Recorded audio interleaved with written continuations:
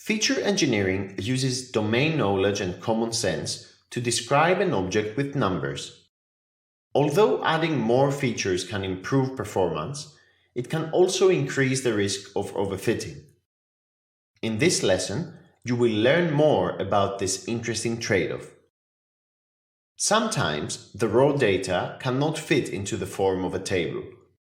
For example, consider electrocardiogram or ECG traces for a number of individuals. Each ECG trace is a time series, possibly of variable length, that cannot fit in one cell of a table.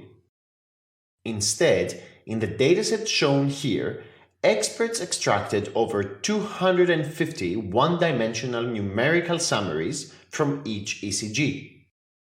These range from simple summaries like heart rate to very complex properties of the signal with weird names like T-wave amp, all of which can be useful in detecting a medical condition known as arrhythmia. Even if the data are tabular, some of the columns might be non-numeric. Here is an example from the credit scoring dataset. The purpose of the loan takes values such as buy a new car, education, or retraining. Label encoder will map these values onto a range of numbers. But the classifier is then confused. It thinks that the categories have a natural ordering. For example, a decision tree might try to split the range in two. If it splits at 4, it is putting loans for business together with loans for a microwave oven.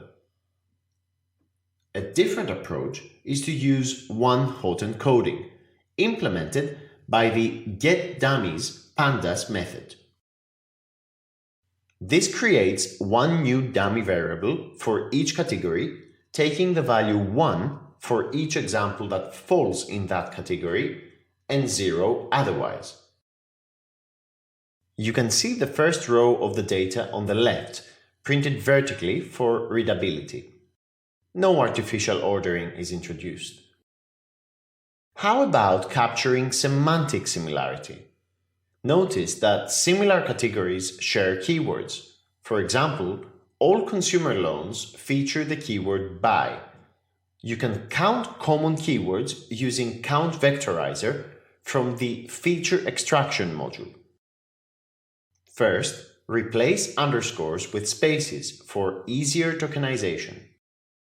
Then, apply the encoder using its fit transform method. Finally, convert the resulting matrix to a data frame, naming the columns using the getFeatureNames method of the Count Vectorizer object. Note that as we improve our feature engineering pipeline, the dimension of our data frame increases. The question arises, how many features is too many? Well, with more columns, the algorithm has more opportunity to mistake coincidental patterns for real signal. We can test this by adding columns to the data containing purely random numbers, totally unrelated to the class.